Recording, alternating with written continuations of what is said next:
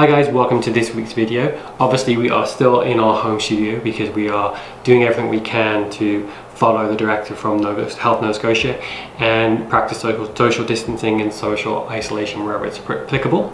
And one of the things that I really want to talk to you all about is supporting local and our local businesses. This is a tough time for everyone, but especially those small businesses that we have in Halifax. And a lot of those small businesses kind of are the lifeblood of our city.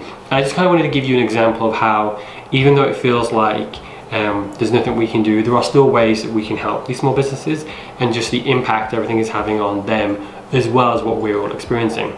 So if we think about you, or you think about yourself, and how you would normally, if you weren't in the situation right now, but like kind of think before COVID-19 happened, how you would live your life, most of us would get up and we'd either go to work or to school, and maybe along the way we'd grab a coffee a couple of times a week or every day if you're a coffee fiend like me.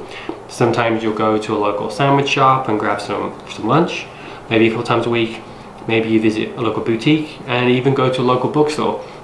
And that's typically what you do every week.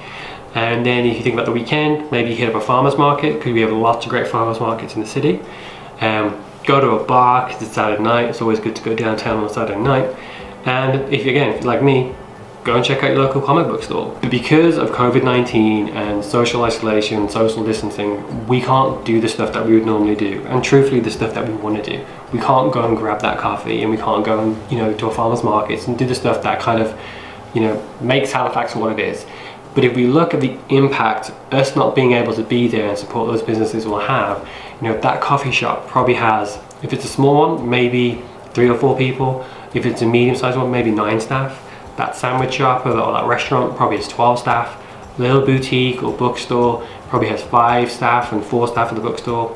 Farmers market, if it's reasonable size, could have 30 staff. If it's like the Seaport Farmers Market, they probably have 30 vendors with 4 or 5 staff at a time.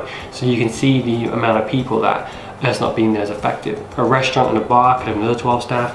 Comic book store probably has 5 staff. So if we run through the scenario I painted, you're looking at 77 people that are employed by those small businesses that are now directly affected by us not being there.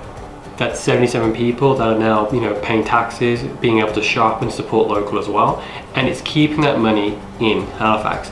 Now I know that in times like this, it feels like sometimes you just got to go to Amazon or get something that you need because it's more convenient. You don't have to go outside, and I totally get that.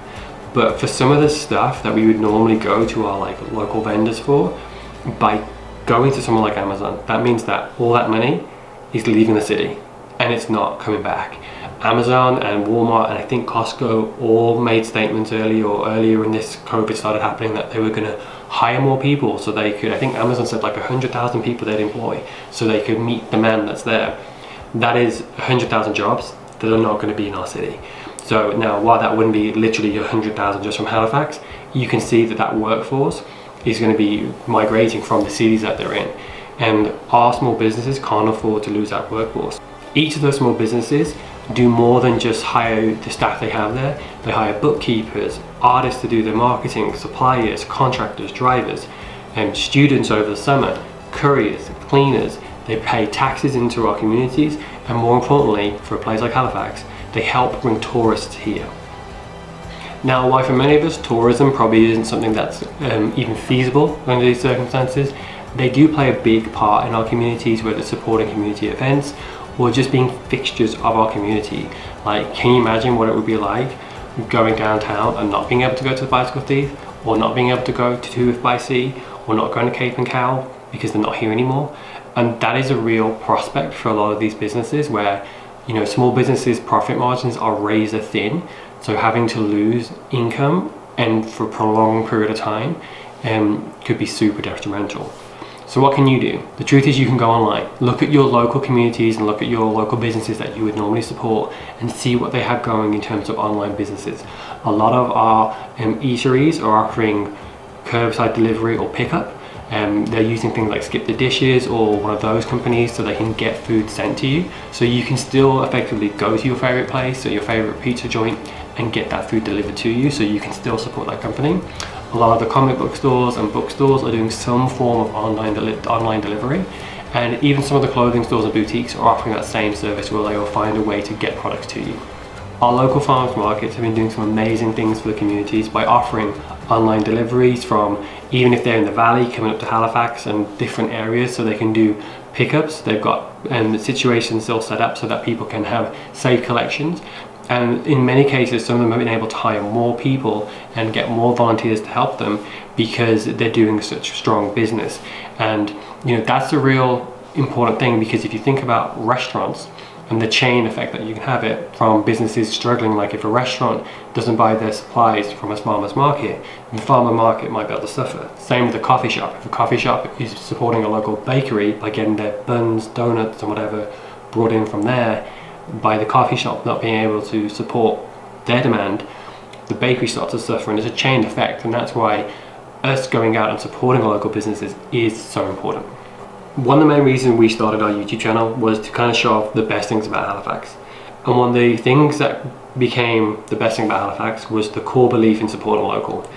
In this new COVID-19 world, supporting local seems to be really challenging because we can't go out to local events, we can't go to those local stores, so those stores kind of have to come to us.